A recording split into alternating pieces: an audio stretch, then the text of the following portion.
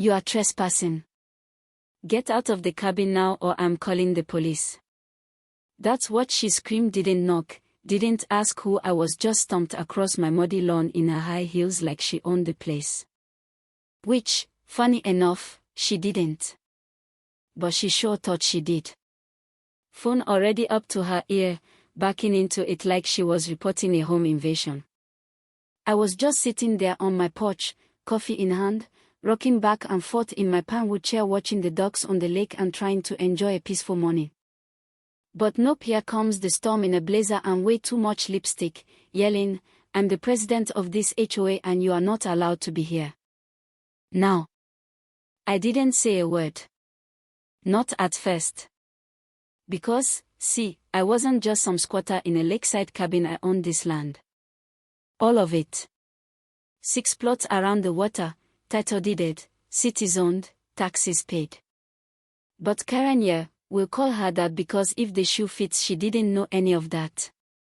What she saw was an old man on a porch that didn't look like the rest of the glassy, modern rental cabins across the lake, and she figured she had authority. The 911 call was full of fiction. "There's a strange man in the community cabin again," she said, pacing my steps. "He's refusing to leave. I fear for my safety." She said that last part like she was auditioning for a soap opera. Meanwhile, I'm still sipping my coffee. Cops rode in within 7 minutes, lights flashing, no sirens. Officer Barnes and Officer Jenkins, the younger one, looked fresh out of academy, got out like they were expecting a confrontation. Instead, I stood up, calm, pulled out a folder from my jacket, and handed it over. "Deed, zoning approval, construction permits, the works." And just as the tension was thick enough to slice with a spoon, the ground shook. A low rumble, not thunder, not a truck, something deeper. Everyone froze. Then, just beyond the tree line, we saw it, the excavator. Let me back up a sec. Name's Daniel Weller. Retired. 63. I bought this cabin almost 30 years ago, back when this whole area was woods, dirt roads, and the occasional fishing shack.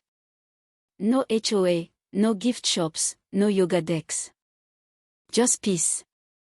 My wife, Eleanor, God rest her soul, used to call this lake God's porch. Said it healed her while she battled cancer. When she passed, I moved here full-time. Stayed quiet. Stayed kind. Even when folks like Karen showed up with their rules and fines and superiority complexes. See, when the vacation rental started going up across the lake, cabins built on land I leased out, Karen assumed they were part of her HOA kingdom. She had no clue I was the one who made it all possible. No clue that every time she marched around like the sheriff of suburbia, she was standing on land I still technically owned. And Amy, she's the twist in this story. 27, single mom, moved into one of those rentals with her boy, Luke. Sweet kid. Loves fishing. One morning I saw him using a broomstick and some string, trying to catch a fish. Gave him one of my old rods. Karen. She lost her mind. Said Luke's casting disturbed her, water meditation. That's the kind of woman we're dealing with here. Anyway, when the rumble started and the machines rolled in, that was phase 1. See, while Karen was busy finding neighbors for mailbox collars and unapproved garden gnomes, I was buying up land. Quietly. Legally. Including the field behind her, community walking trail, that wasn't actually owned by the HOA but leased from the city. And when the city couldn't afford to keep the infrastructure going, they auctioned it off. Guess who bought it? So when Karen shrieked, "Who is digging up our land?" I just said, "Real calm, not your land, ma'am."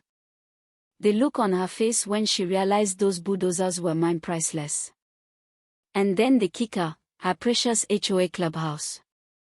Turns out, the power and water ran through outdated pipes buried right under that field. Pipes that hadn't been touched in 20 years. When the excavators clipped the whole north end of Maple Point went dark. No sprinklers. No Wi-Fi. Just stunned silence and one very angry Karen. That's when she really lost it. Screaming into her phone, demanding emergency board meetings and cease and desist letters. Thing is, I wasn't doing anything illegal. I had every permit in order. But Karen wasn't the kind to lose quietly. She doubled down. She passed some absurd resolution, said any HOA resident caught talking to me would be fined $500. Yeah. She tried to outlaw conversation. Didn't work. Amy still brought me banana bread. Luke still fished off my dock. Charles, the HOA treasurer, started dropping by too. Said he was tired of the drama. Folks started realizing I wasn't the villain. I was just the guy who'd been there first. Then came the fire.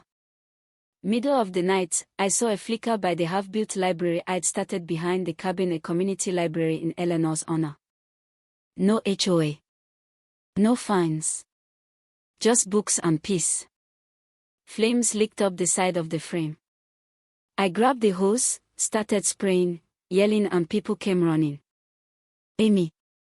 Charles. Roger, the retired mechanic. We fought it together, buckets in hand, coughing from the smoke. And then Karen showed up. Pajamas, fake concern, fake smile. Maybe this is a sign, she said, like the fire was divine punishment for defying her HOA. That's when Roger snapped.